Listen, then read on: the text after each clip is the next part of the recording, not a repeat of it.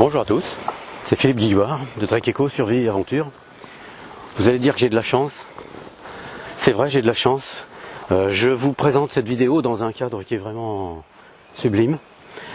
La vidéo d'aujourd'hui a pour but d'attirer votre attention sur un chardon particulier. Je ne l'avais pas assemblé à ma vidéo sur les chardons parce qu'à lui tout seul, il représente une alternative à la nourriture sauvage et à la nourriture de remplacement qui est vraiment assez phénoménale. Pourquoi?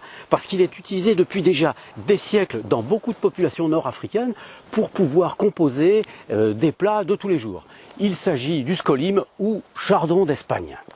On va aller ensemble en voir quelques-uns et on va essayer de l'étudier pour voir comment il est intéressant.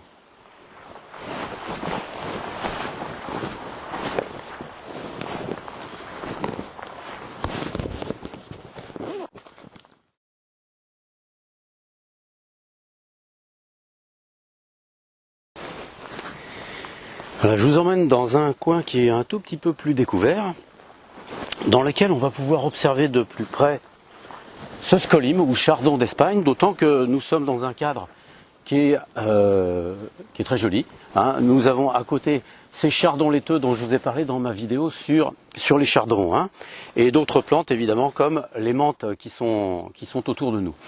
Alors le scolyme se remarque de loin grâce à ses fleurs jaunes, et ça c'est assez remarquable. Pourquoi? Parce que cette plante, qui est une plante bisannuelle, c'est-à-dire que lorsqu'elle fait les fleurs, ça veut dire qu'elle est dans sa deuxième année de croissance, c'est-à-dire sa dernière année. Hein.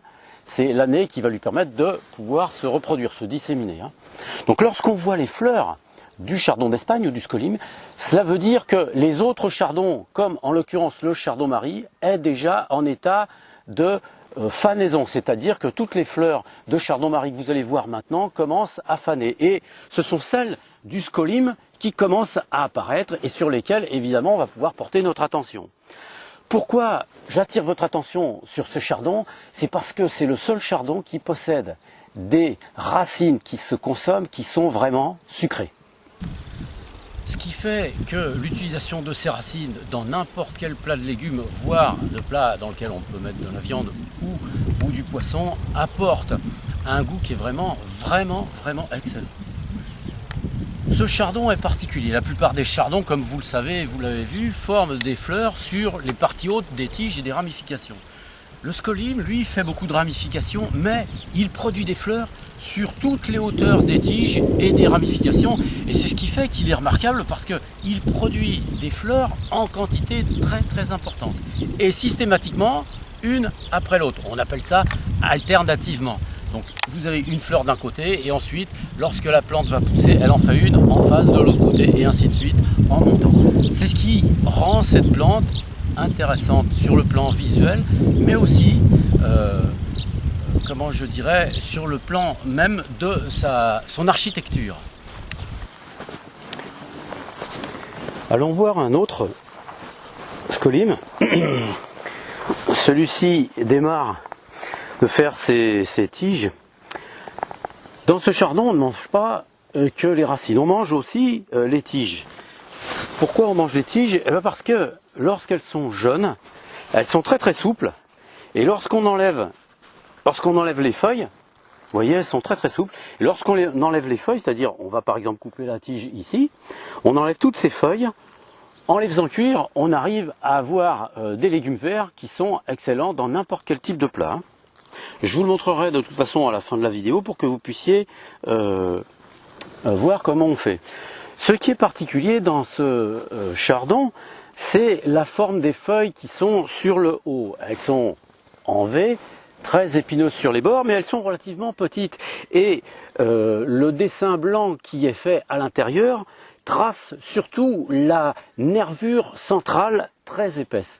Et cette nervure centrale fait partie aussi des choses qu'on mange dans ce chardon. Lorsque les feuilles sont un petit peu plus grandes que sur celui-ci, on arrive, en découpant le rebord du limbe de la feuille, à garder juste les nervures et on les consomme comme on fait pour les cardons par exemple, ou comme pour les chardons-marie comme je vous l'ai déjà montré.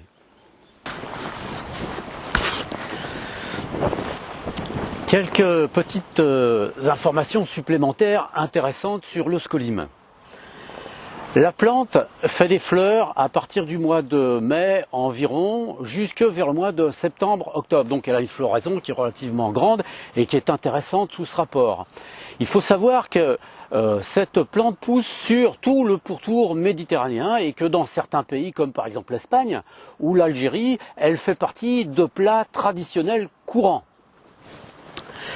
Cette plante a pour propriété thérapeutique, on peut dire, de favoriser la diurèse, c'est-à-dire elle aide le rein à pouvoir se libérer, et elle a aussi la particularité de pouvoir faire baisser la glycémie. Pourquoi? Parce que elle contient de l'inuline.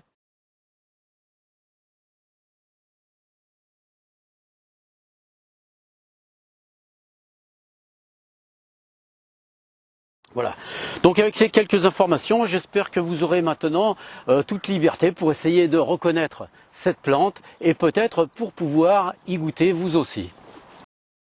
J'ai ramassé 2 pieds de scolyme, assez jeunes ceux-là malgré tout, c'est la 2e année puisque la tige monte, pour une raison, pour vous montrer comment la racine est assez importante. Un petit pied comme celui-ci fait déjà une racine qui, vous voyez, celle-ci fait à peu près 20 cm. Celle-ci, j'ai pas pu la voir jusqu'au bout, elle fait aussi à peu près 20 cm, certainement elle faisait plus. Il y a des pieds dont la racine est aussi importante qu'une carotte. C'est vous dire que cette racine prend des proportions qui sont très importantes, elle descend parfois même à 50 cm de profondeur. Alors ce qui est intéressant, une fois qu'on a ramassé ces pieds, c'est qu'on va pouvoir travailler les racines de telle sorte qu'on pourra les préparer pour les manger, mais toutes les tiges qui sont encore relativement souples, comme ici, vous voyez, on va aussi les préparer parce que ces tiges se mangent et c'est vraiment bon.